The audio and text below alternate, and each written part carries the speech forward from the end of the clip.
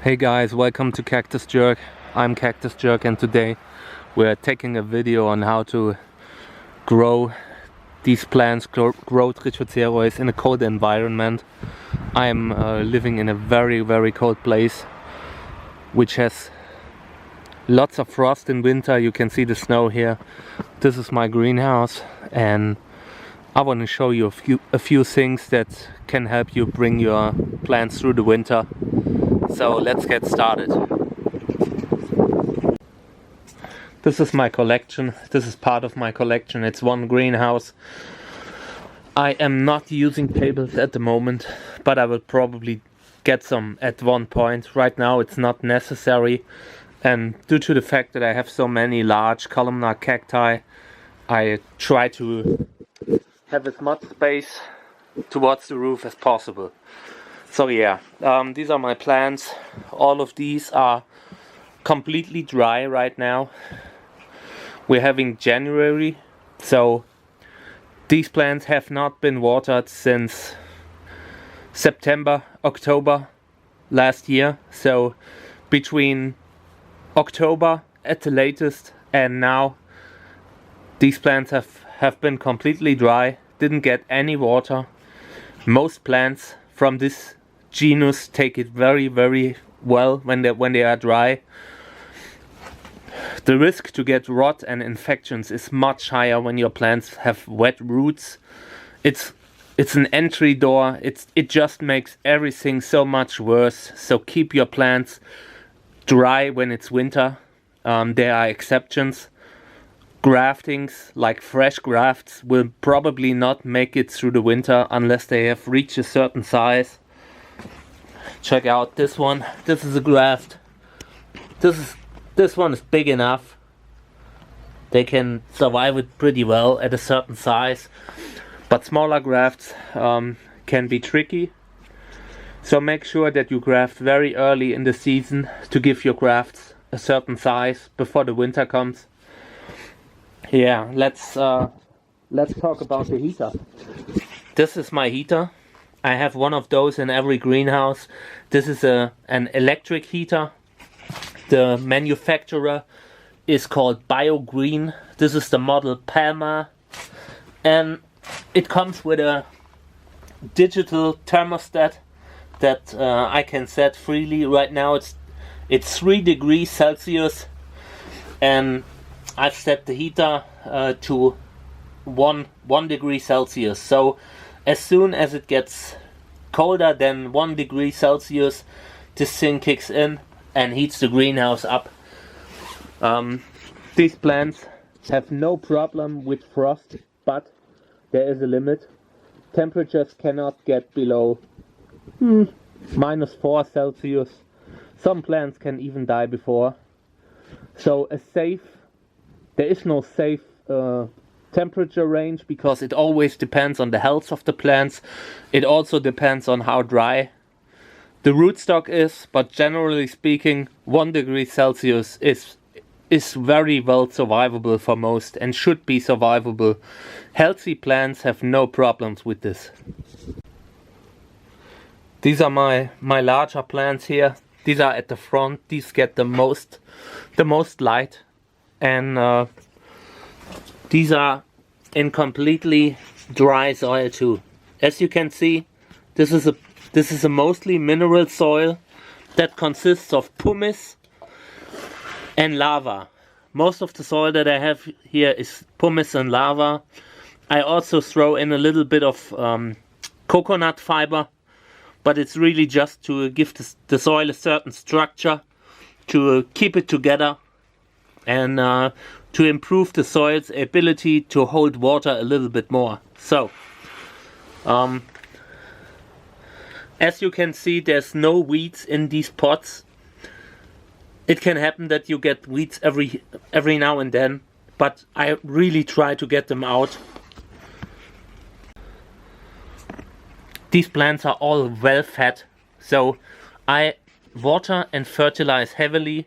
They get a lot of water and fertilizer during the summer, and this gives them a good chance to survive the winter. If your plants are dehydrated and don't get a lot of nutrients, there's a much higher risk that they will not survive the winter. Winter is a tough time for these plants. If a plant is healthy, it is no problem, but it's always important to give your plant the most and the best care before the winter. Winter, depending on where you are, can take like 3-4 months, and yeah, they need to have enough reserve nutrients just to survive it. As you can see, this plant already has flower buds and it's January. So you need to check all the plants on a at least weekly basis. Better is on a daily basis. Check them for fungal infections.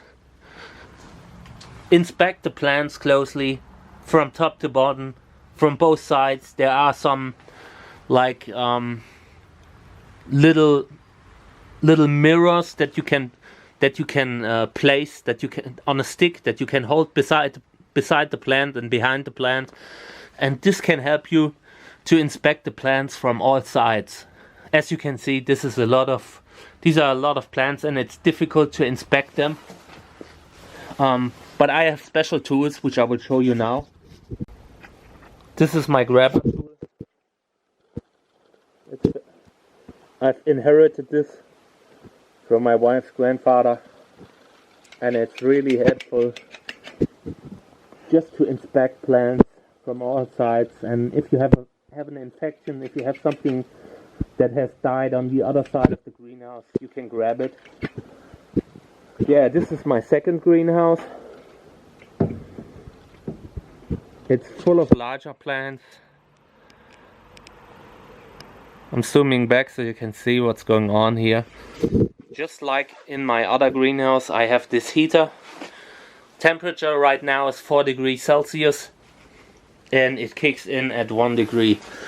So yeah, all the plants are bone dry. Same here, well fed. They don't get water. If you water them now, there's a high chance that they will rot. It doesn't have to be the case, but it increases the risk dramatically. Over here, this is above the window, and I have a little bit of drip water that's coming down, and there are seedlings below, and the ones that got wet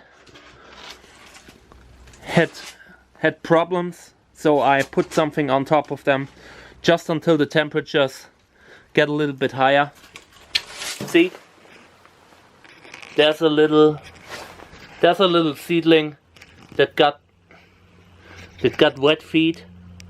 There you can see it. And I will take these out later and repot them, bring them inside, put them under the lamp, because when you see that a certain cross has problems during the winter, it's best to bring it inside, not to risk it anymore. So yeah, these are my grafts. Grafts are a lot more sensitive than plants that are on their own roots.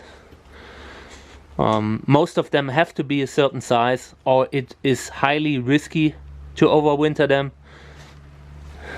Yeah, I will start watering again in March, late March. I always want to give them a little bit time to get into flower mode. When they are thirsty, the plant's survival instincts kick in, and that's something that helped a lot with plants getting to flower.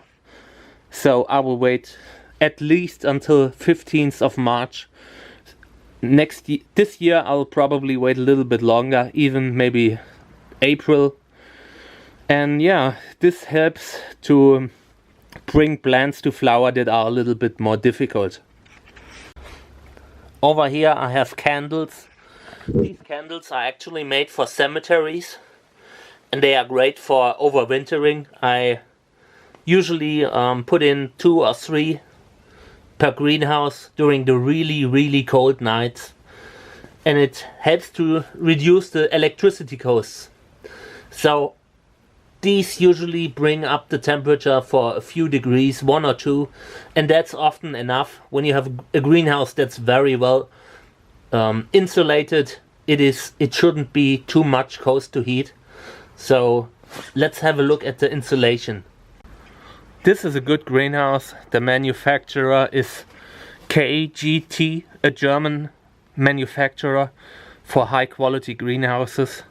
The cost that these have is like something between 1,000 and 2,000 bucks, sometimes even more, depending on the size.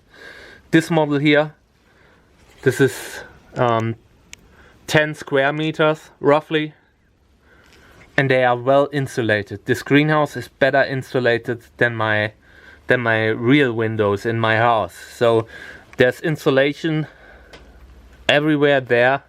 You put in some rubbers. This also helps keeping the window plates in place. Then you have some additional silicone to close up any holes.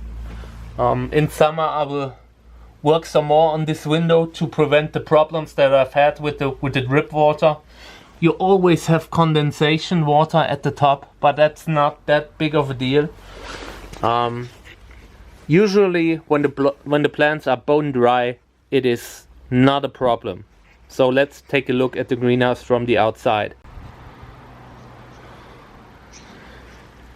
These plates are Lexan panels. That's the brand, the manufacturer that makes these panels.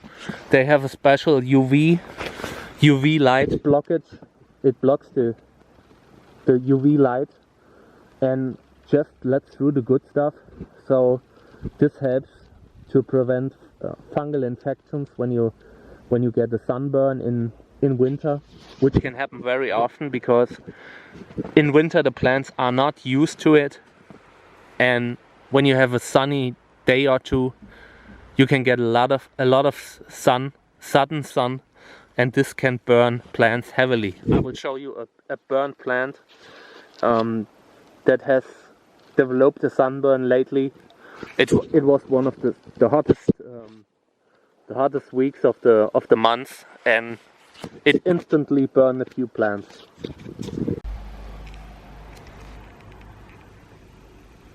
Over here you can see some of these spots. They look very much like a viral infection.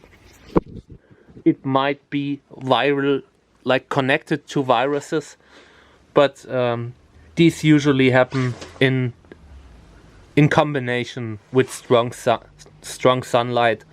When you have something like this, you always need to look at the environment, need to look at like the level of sunlight that you had when it happened, and then you can say that something may or may not have been caused by a virus.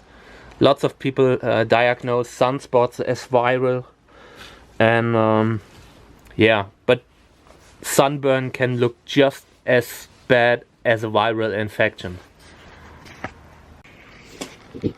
Over here you can see how the greenhouse base is made, how the foundation is made. This is gravel. These are almost 2,000 kilo gravel, and above I have these stone plates that have a thickness of 10 centimeters, and this blocks a lot of the cold. Below this gravel there's also a plastic anti-weed tape that blocks any weeds that could come through. And I really can't recommend making a greenhouse with just natural floor, like with soil as floor. It's just a problem because it gets very, very cold. Yeah, and here are my plants, some more plants. These get the most sun. These are at the front. The most important plants should always be in the front. Seedlings, plants. There will be more greenhouses. I will probably have to build 1 or 2 more greenhouses, but for now this is okay. I try not to go overboard with everything. This is already a lot of work to water and fertilize, so it shouldn't get too much. you only have 2 hands and it gets lots. In summer you are busy watering every week at least. Alright, there will be more videos like this one. I'm experimenting with videos. I hope you liked it. If you want to support me, you can do it at patreon.com/cactusjerk, and you can get seeds at trichocereus.net.